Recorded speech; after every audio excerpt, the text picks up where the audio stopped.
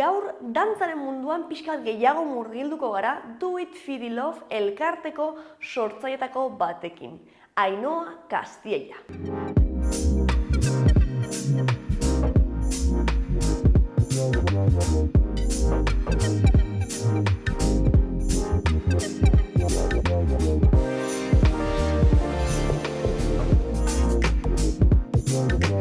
Ongi etorri, Ainhoa? Mila esker. Zer modu zaude? Ongi, pixkat urduri, hemen egoteagatik, baina oso pozik. Zuen atalean hemen aukera bat aukitzeko hemen gure gauia kontatzeko. Karo, hombre, normala da, esan dizudana. Normala da urduritasuna, kamera aurrean horitz egitea. Baina, garrantzitsua da ere, horrelako programa batean, kristalesko sabaia, aipatzea, emakumezko ezberdinak hemen Nafarroan egiten ari direna, eta dituzten, barne gatazkak edo, barne esperientziak, Guk asko espertu dugu ere hemen egoteko aukera, eta egiten, guri asko gustatzeko hori prozit egitea, hemen egotea, pozan dien bateko ere, hasiko mila esker. Bai, noski baiet. Zuek, Ainhoa, zu eta beste zenbait emakume, baduzue elkarte bat, Do It Fidi Love. Bai, Do It Fidi Love patuan dela krioiaren eta ingeleraren artean dagoen hizkuntza bat, Jamaikan hitz egiten den hizkuntza bat, gure euskera izango litzatekeena, eta hor pixkat zailagoa egiten den, eta ulermena pixkat zailagoa den hizkuntza batean, zure maitasunez edo bihotzez egintzazu deitzen den elkarte bat da. Eta guk 3 lagunek, 3 emakumeek sortutako elkarte gazte bat da. Hasieran printzipioz sortu genuena bakarrik gure artean dantza egin ahal izateko, guk leheno dantza talde bat genekalako, baina pixka bat ondoren sortu zitzaigun, gure barnean nahi bat nolabait hori ere beste pertsona batzuentara eta Iruñan ere pixka bat gure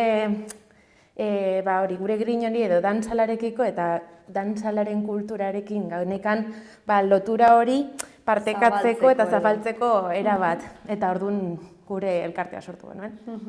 Beraz, elkartearen helburua da pixka bat, Jamaikaren kultura eta dantza pixka bat disfrutatzea eta partekatzea, ez? Hori da. Gure artean, hasieran guk naizta gure artean partekatu eta elkarrekin dantza egin, guk nahi genuena zen dantzalaren kultura ezagutarazi eta Iruñara dantzalaren buruak edo pixka bat referenteak diren dantzariak, igual etorri baldin baditezkerea, abeslariak, festak eta dantzala konformatze duten ideia eta helburuak elkarren artean partekatzea, ondo pasatzea, disfrutatzea, energia polit bat sortzea, eta gure elkartearen bidez, batez ere, espazio eta esparru seguru eta denontzako izan daitezkeen eremuetan, ideia hauek elkar banatu eta denon artean disfrutatu ahal izatea. Hori da. Baita ere, zer garrantzitsua denez, espazio seguru bat ere izatea, ez? Emakumezkoentzat segurua edo hain privilegiatuak ez diren gizarteko pertsona eta mundu guztiarentzat azkenean guk saiatu nahi genuen edo gure helburua zen printzipioz hasieran denentzat izan litekeen zer sortzea. Edo adibidez, eta guk pentsatu genuen, gu gazteak izanik, ez daukagulako, hainbeste dirurik edo igual oportunitaterik beste hiri batzuetara, Zaragozara edo igual Bilbora juteko oso urrun dauzkagu gauza hauek. Eta igual ez da erresa denontzat dantzan murgiltzen zeran eta dantzaren munduan sartzen haste zeranean ikuste dezulako diru asko behar dezuela. Igual dantza ezagutu ahal izateko eta kulturaren buruak eta igual pertsona garrantzitsuak ezagutu ahal izateko eta beraiekin ikasi eta hedatu ahal izateko zure dantza ere ez zenukalako hainbesteko aukerarik hemen Iruñan. Eta alde batetik hori sortu nahi genuelako, eta bero ere konturatu ginelako eta ikusi genuelako ez zela hain erresa emakume bezala zu dantzaria edo irakaslea zeranean. Eta ikaslea eta dantzaria edo igual kultura disfrutatu nahi duen pertsona bat zarenean, nonbait zu mugitu eta bizi eta egon ahal izatea, inork zuri inolako molestia eta erasorik jasan behar gabe.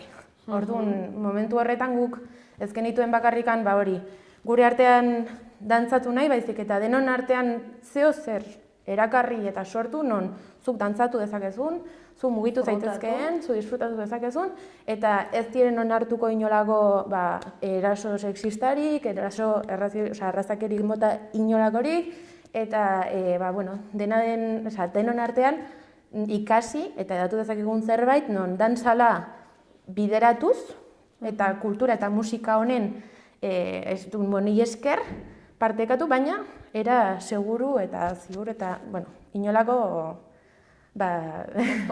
oztoporik eta hori da. Arazorik gabe, eta batez ere ikusi genitulako ez zirela oso nabarmenak esparru horiek guretzat. Eta oztopo eta zailtasun asko aurkitzen genitugula hori egin ahal izateko edo non. Dantzala zegoen festetan eta dantzala ez zegoen festetan ere adibidez. Ze batzutan zaila da baita ere, adibidez, kartel bat sortzerakoan, ez?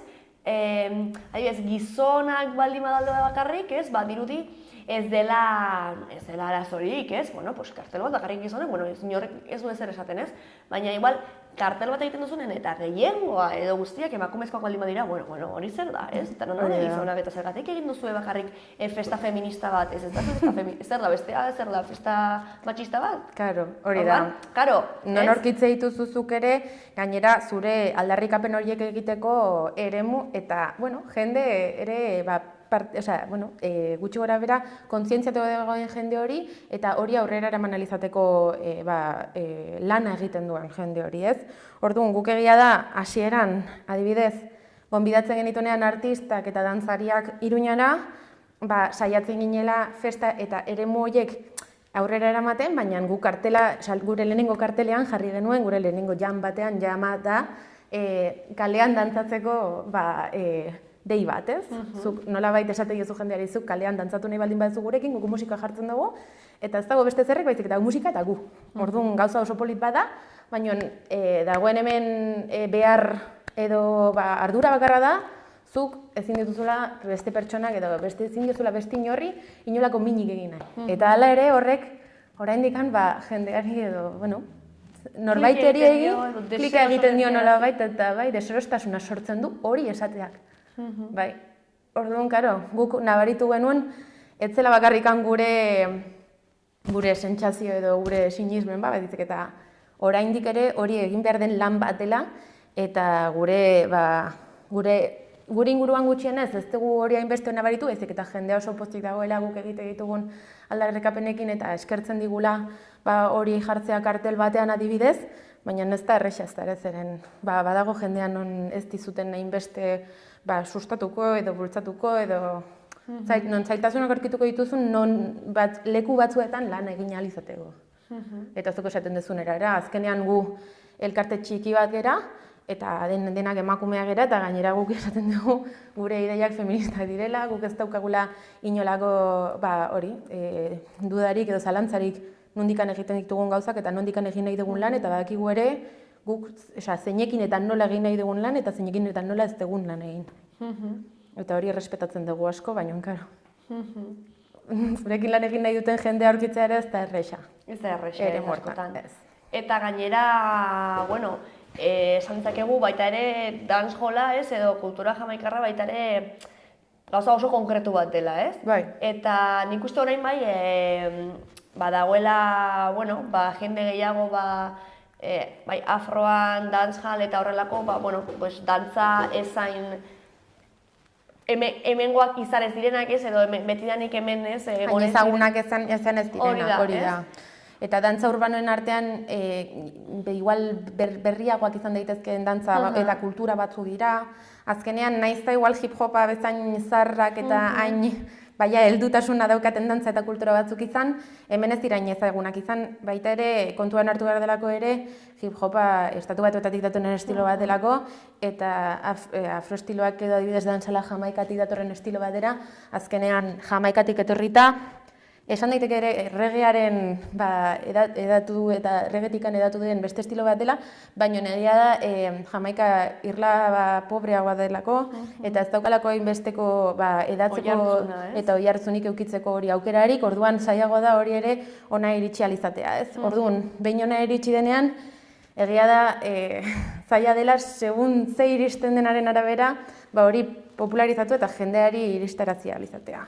Orduan guk ezagupen eta zabaltze horren barruan ere, pixka bat gure atala edo gure azarna ere utzi nahi genuen, saiatzeko ere dantzalaren bidez eta guk sentitzen duguen eta guk nola bideratu dugun dantzala gure bizitzan eta gure dantza estiloaren barne hori eramateko beste jendeari eta guk ezagutzen genuen jendeari eta ezagutzen ez genuen jendeari, ez?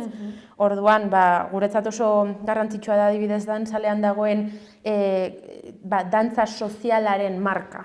Orduan... Ja bezalako horietan, ez? Hori da, non denek, norbaitek pausu bat egite baldin badu, dantzalean deitzen diren move ingeleraz eta patuan ere, ez da bakarrikan dantza pausu bat, baizik eta barnean zuri mugitzen zaituen zerbaita.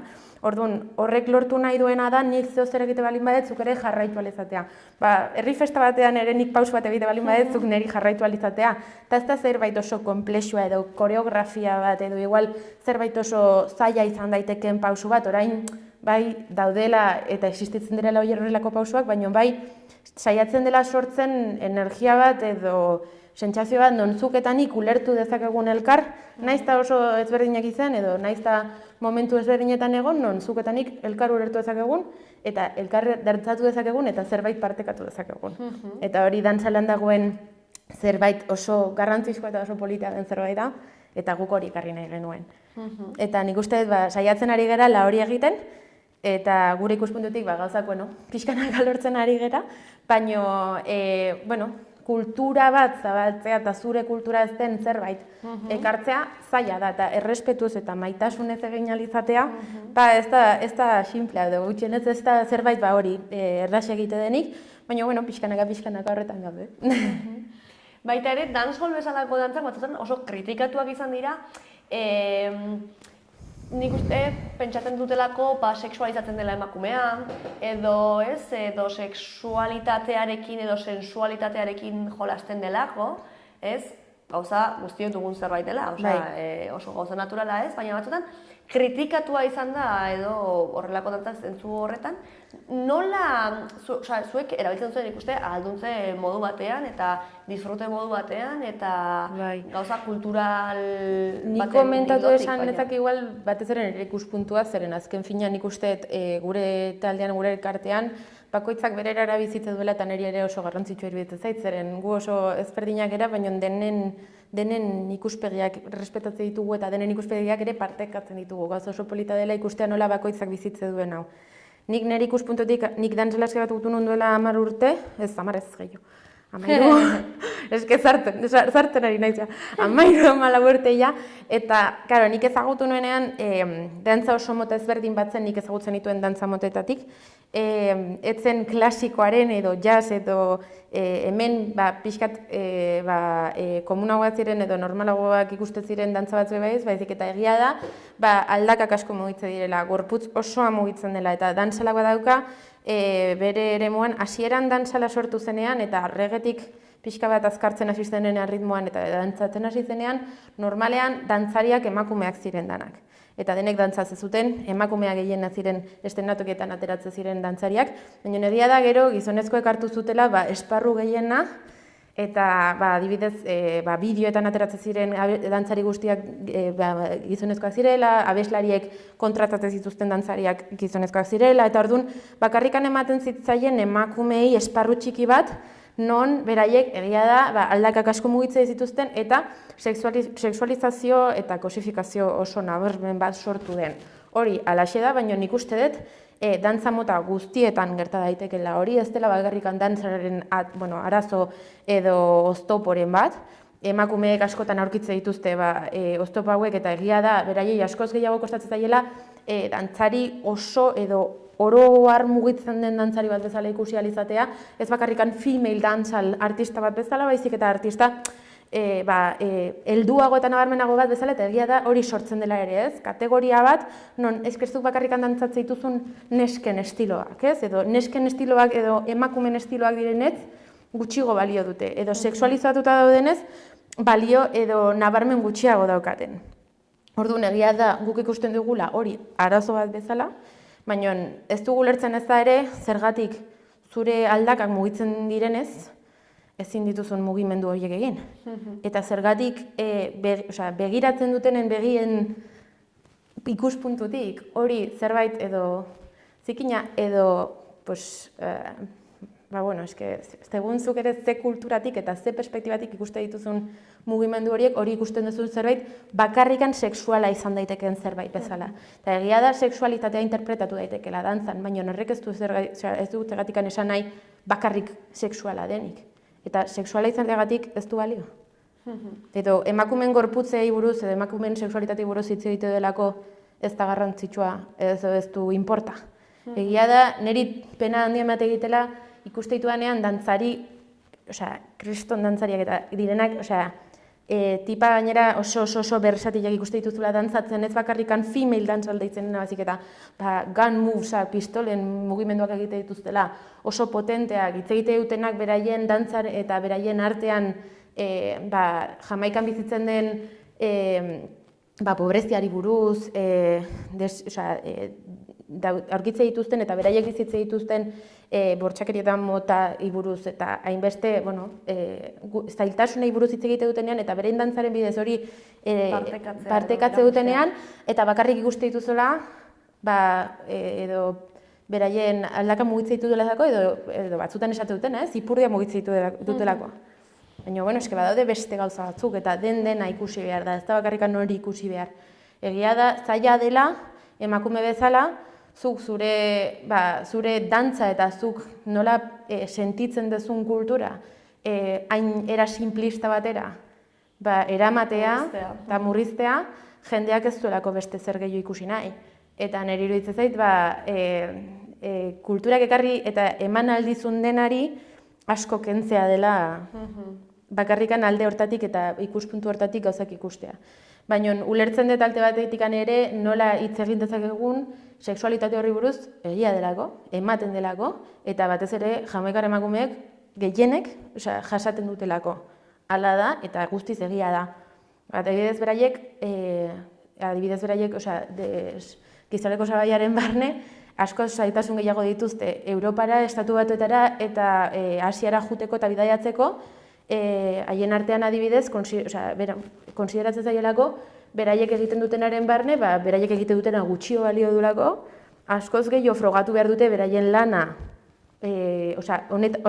adibidez, Europara datozela dantzari bezala eta ez beste gauza batzuk egiteko, eta hori emakume migranteen artean asko ematen den arazo bat da, nontzuk erakutsi behar dezun ez zatozela, imaginatu, prostituziorako eta tratatua izateko. Non hori, gainera, emakume batek hori frogatu behar izatea, potentea da. Oso zailtasun eta oztopo handi bat da, eta beraientzat oso gogorra da. Hori Jamaikar emakumeek asko kontatzen dute. Nola beraiek ere frogatu behar duten ez direla biktimak, eta hori beraientzat oso zaila da.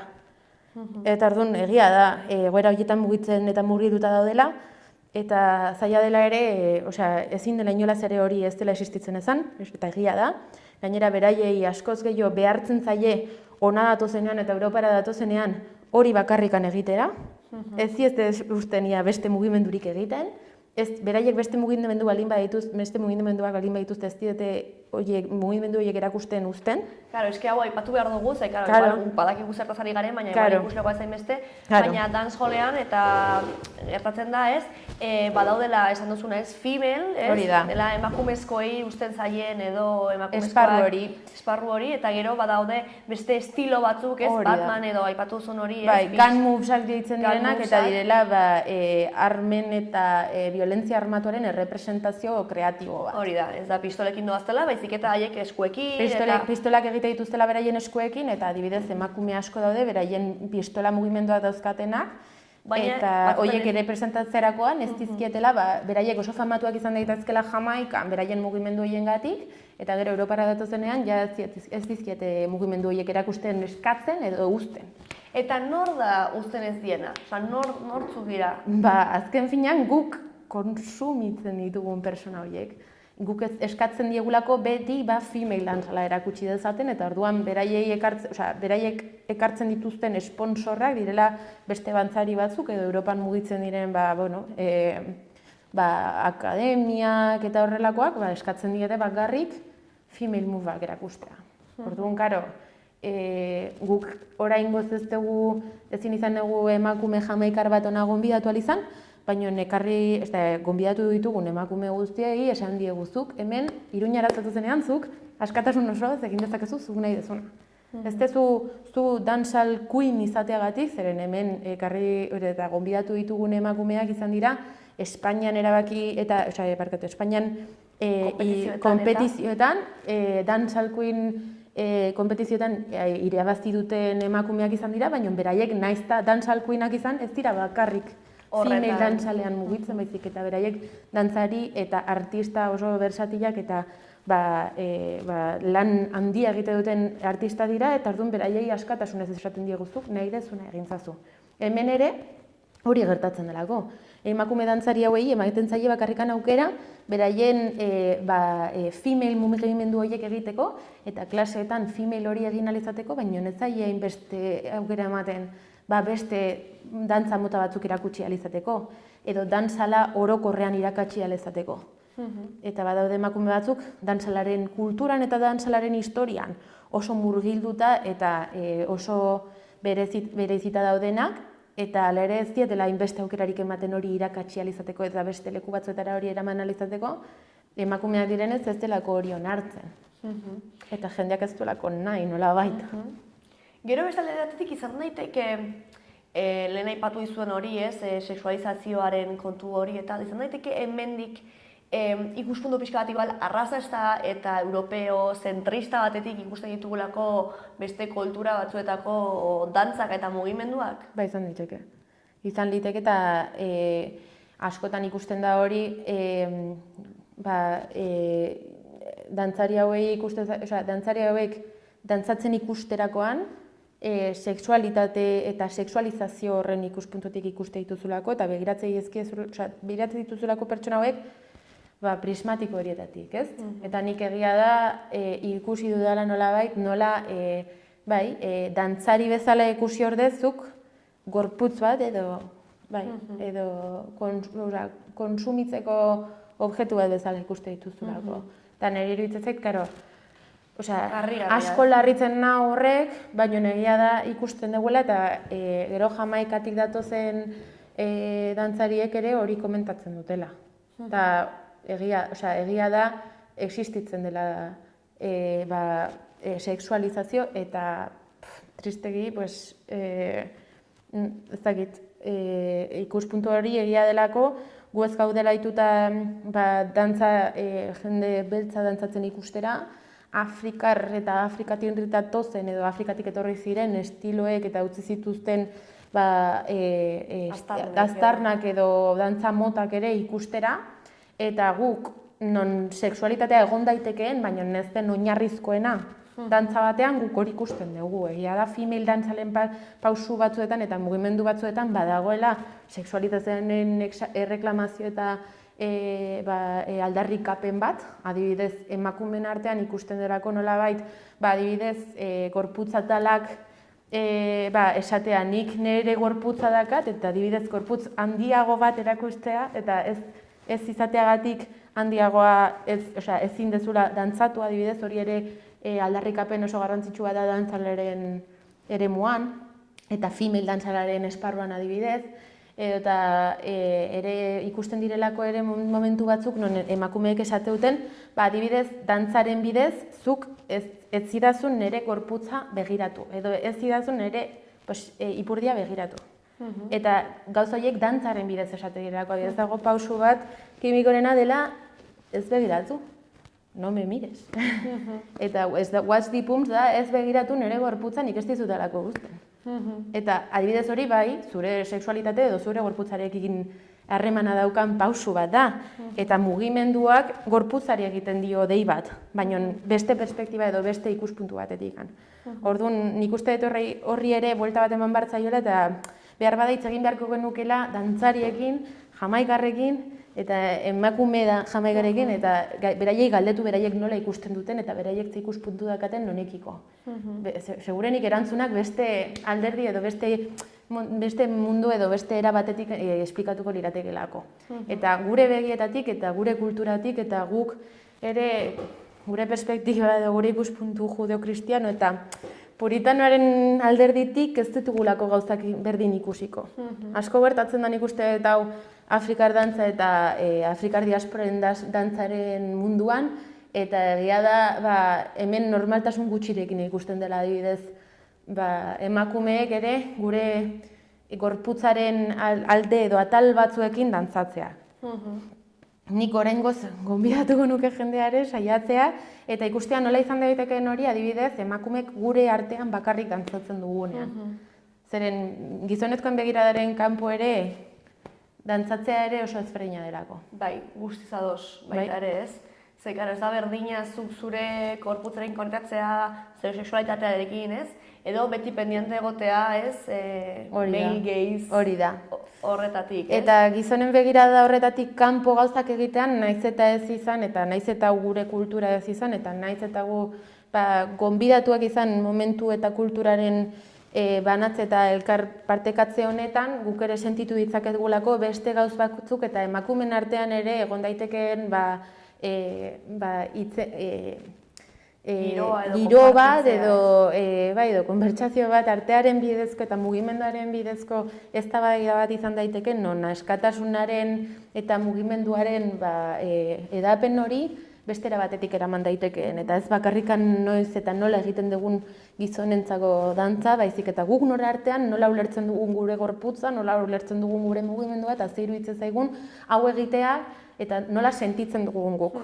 Zeren nik uste dut hori asko lapurtu eta asko kendu digutela guri ere, gure gorputzaren ezagutza, eta dantza izan daitekela erreminta bat ere gure gorputza eta gure sexualitatea ezagutu ahal izateko, eta horren artean, zegoen, si no puedo bailar no es mi revolucionaren esaldi horretan garrantzi asko eta aurkitu daiteke ere, guk gure gorputzari eta gure mugimenduari eman nahi diogun esan nahia, eta ulermena ere horra aurkitu dezakegulako.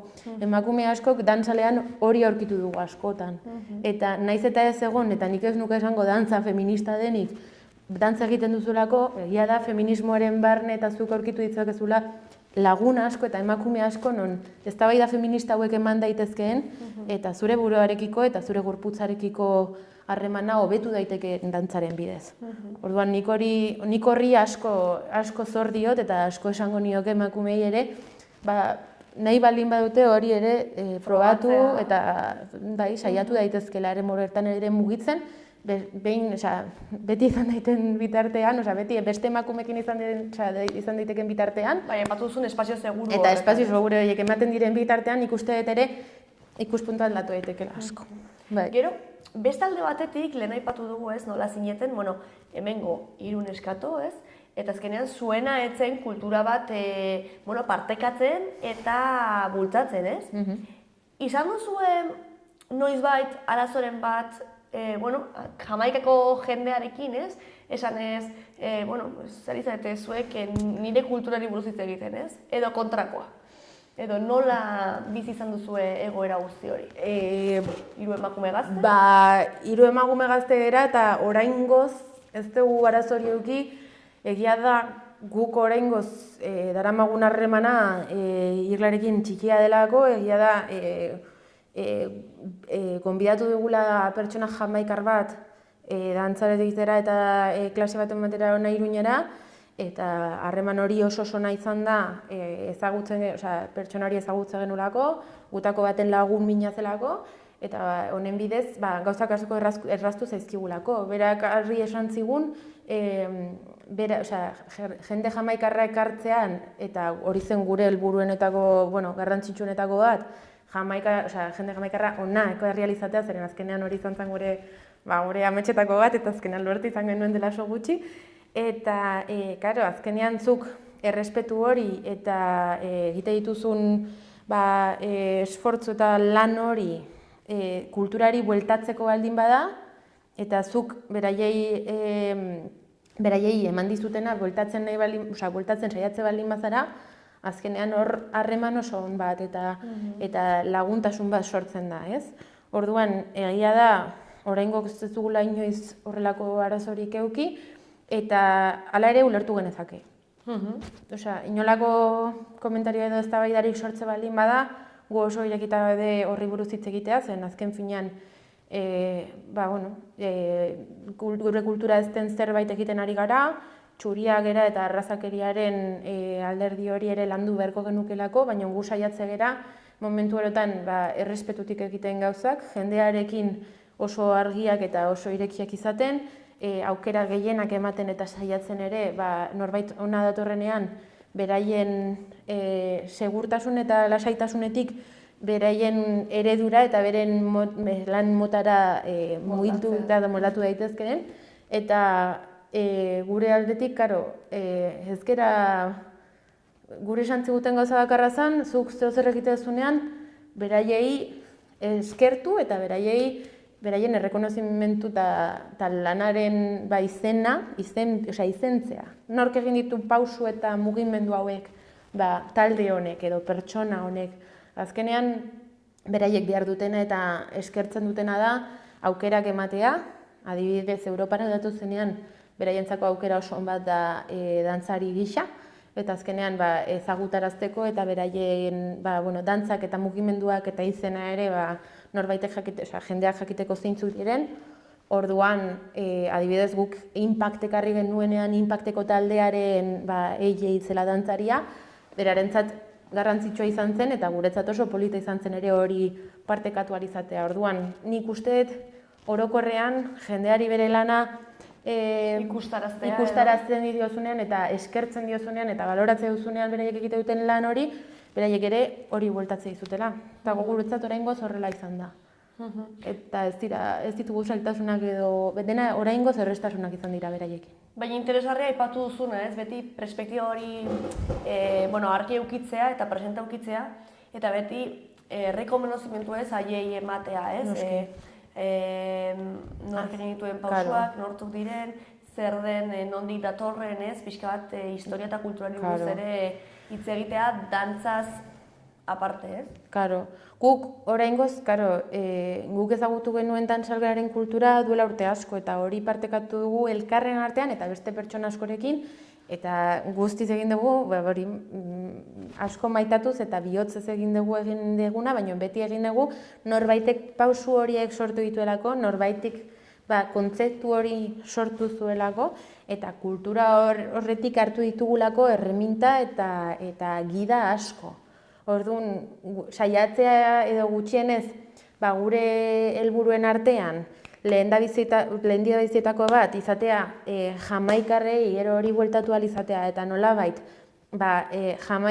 pertsona jamaikar bat ona Iruñara etorri izatea, guretzat oso garrantzitsua zen, batez ere jendeari erakutsi ahal izateko ez dela zer guk ekarri deguna eta jazta, baizik eta guk nonbaitik atera degula, eta egia da guk bihotzez egiten dugula, baina norbait esker dela. Bai, ez garela gu hau sortu dugu. Hori da. Eta orduan ez da gure sorpen bat, ez da inolakorik ez. Azkenean guk nonbaitetik hartu ditugu ideia hauek, guk edatzen saiatu geranak, baina azkenean nonbaitik datozenak, eta oso gainera eske gauza politenetako bat da hori. Guk bueltatu edo gutxienez ikustarazi ahal izatean nondik datozen gauza hauek eta zeini esker gauden gu hemen. Eta hori beraiei esker da, ziur gainera.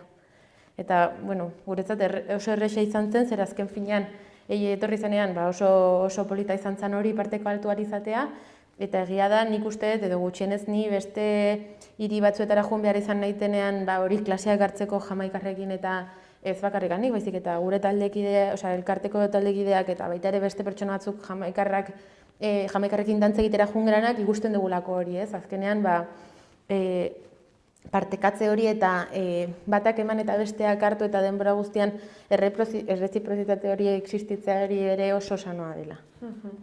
Eta gero sortzerakoan, elkartea sortzerakoan, azkenean 3 emakume gazte zineten, zuek argi zenuten zein zen zuen helburua, izan zenuten zalantzaren bat, ez askotan, kostatzen zaigu, ez? Hitz egin dugu emakumezkorekin, zerbait sortzea emprendedore moduan, ez? Edo, nahiz eta igual, objektibo ez izan monetarioa, ez? Izatea beste zeo zer ez, baina batzutan zerotik zerbait sortzea, ez? Gure artean. Claro, guretzat nahiko erreza izan zen, zeren gure taldeko kideo batek Sarak ja sortu zuen printzipioz, eta hasi zen ja sortzen dantza talde bat deitzen zela Blesap, eta hortik denek ezagutu ginenean, hor sortu zen gure zalantza edo gure ideia, hortik ere beste gauz batzuk atera alizateko. Adibidez, guk hasieran dantzal festa batzuk egin nahi genituen. Gutxienez dantzala, jendeari dantzala erakutsi alizateko, eta jendeak ezagutzeko, ez? Zer den dantzala eta zergatik guk egiten dugun, guk zergatik dantzatzen dugun kulturaren dantza mota hau, eta jakiteko zerbait, hori, zerri buruzkoa zijoan, eta zerri buruzkoa zen gure nahi edo grina. Orduan, hori pentsatu genuenean, hasi ginen begiratzen nola egin genezaken hori, festa horiek moldatzeko eta sortzeko moduren bat, eta hor esan ziguten hori, elkarte bat sortzen balin bagenuen, kolektibo gisa hori egin genezakela. Hala ere, pentsatu genuen pixka bat nola formalizatu zintekeen hau, baina egia da hori oso zaila dela, eta dantzaren munduan akademietatik kanpo funtzionatzea eta ez dela erresa.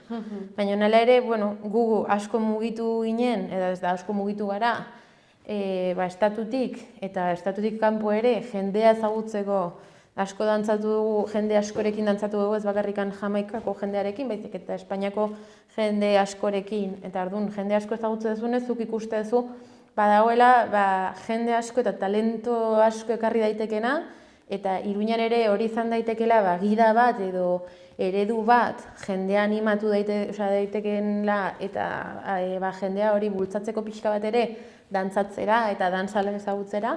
Eta orduan guk ezagutza genituen eta ekarri ditugu eta ekartzen ari gara, ez gara ekartzen ari, baina saiatze gara espazio bat eskaintzen jendeari eta gonbidapenak ematen ebere dantzariei, beraiek etorri alizateko, eta etorri diren emakumeak adibidez, Espainiatik etorri diren emakumeak izan dira oso emakume potenteak eta garrantzitsuak, eta nik uste dut jendearentzat oso polita izan dela ere ezagutu alizatea dantzari oso nabarmenak estatuaren barne, eta gero pixkanaka ere edatzeko kultura ere Iruñan. Egia da zeo zer bazegoela eta akademietan ere existitzen dela dantzalaren klaseak edo perspektiba akademiko bat existitzen dela.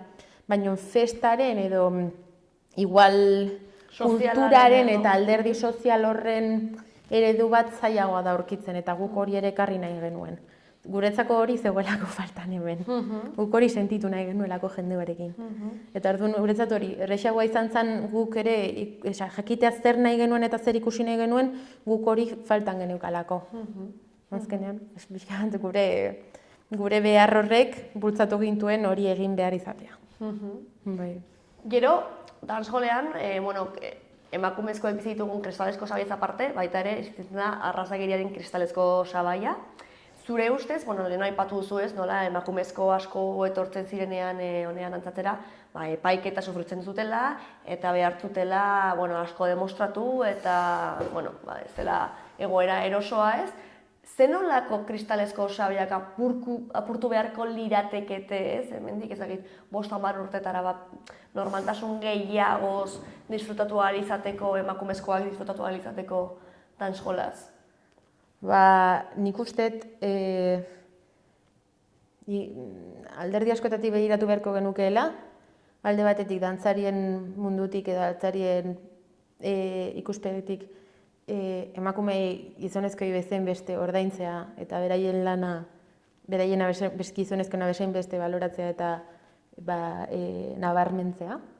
Hori niretzat oso argia dago. Ez zailako ez askatasun nahikoa ematen beraiek dakitena eta daukatena erakutsi ahal izateko, eta gero erakuste dutenean gutxigo ordaintzen zailelako, eta gutxigo ez delako hainbeste baloratzen. Ez da baloratzen.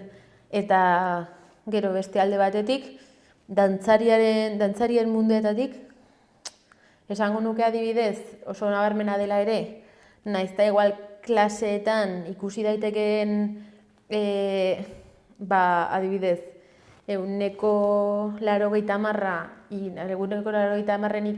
ikasleen eureko 80 emakumeak ezanik, gero irakasle ez dela inbeste hori errepresentatzen, baizik eta gizonek eta mutilek eremu askoz gehiago hartzen dituztela beraientzat irakasten dutenean, eta irakasle bezala ere, hemengo emakumei ez zaiela hainbestelako aukerarik ematen irakasle izan ahal izateko, eta gero guk ikasle bezala, ez daukagolako hainbesteko aukerarik libre dantzatzeko, zaila delako. Ez bakarrik ja emakumeen edo female mugimendu horien eremu hortan ez da ere, baizik eta orokorrean zaila delako dantzatzea eta askatasun batekin dantzatzea. Bai, inkluso gizonezkoen edo mugimenduekin asko zailagoa da. Eta adibidez hori da, gure gorputzetan ez delako irakasten eta ulertzen nola diren gizonezkoen mugimendu horiek, adibidez. Zer, beti gainera irakasten dizkizute mugimendu horiek gizonak, ez? Orduan zuk saiatzerakoan eta mugimendu horiek egin nahi alizaterakoan ez dituzu mugimenduak berdin egiten, gure gorputza nola behiz ezberdinak direlako, eta ez gaudelako ohituta ere normaltasun horrekin emakumeak mugimendu horiek egiten ikustera.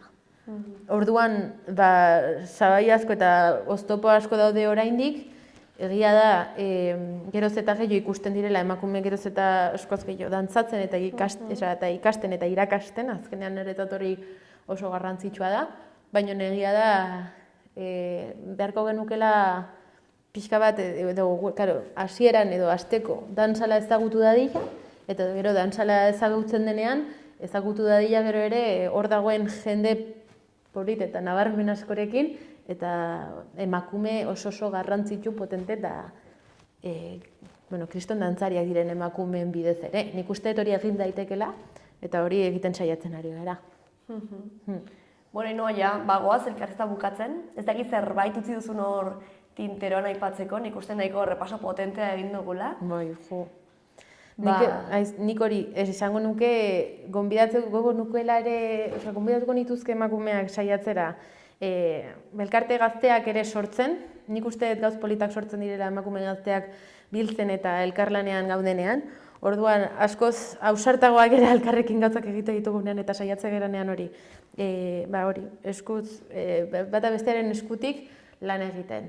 Eta nik ere, gonbidatuko nituzte nire inguruko eta ikusten ari gaituzten emakumeei esango nieke. Dantzatzera animatzen baldin badira gurekin dantzatzera etorri daitezela, asko disfrutatuko genukelako elkarrekin, baina nire saiatu gaitezen ere dantzaren edo artearen eta nolabaiteko beste elkartzeko era asko dauden bidez, denak elkarri sustatzen eta elkarri laguntzen nire gure ametsak edo gure indarrak ere lotzen eta gauzak lortzen horrela pixkanaka goazelako aurrera. Saretze horrekin. Bai, eta eskerrak eman nahi nizkizun berriz. Noski bai, oso pozik egon ezela. Mila esker. Primera, mila esker, eta mezu horrekin geratuko gara. Beraz, animatzen ditugu emakumezko guztiak dantzatzera, saretzera eta disfrutatzera. Mila esker. Mila esker zuri.